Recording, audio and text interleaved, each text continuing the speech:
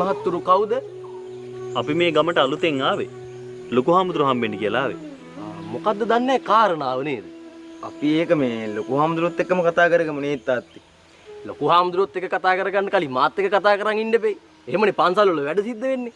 දැන් ඔබතුමා කවුද? මමද?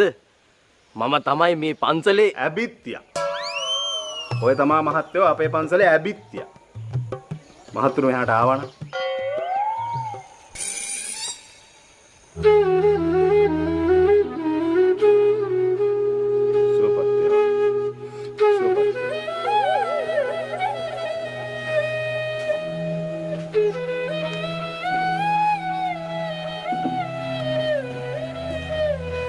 හාමුදුරනේ අපි ළඟදී තමයි මේ ගමේ පදිංචියට ආවේ.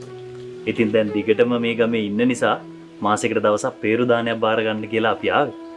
බොහොම හොඳයි. දානමාන දෙන එක කොහොමත් පින්නානිසංස ලැබෙන දෙයක් නේ මහත්තයෝ. එහෙමයි හාමුදුරනේ.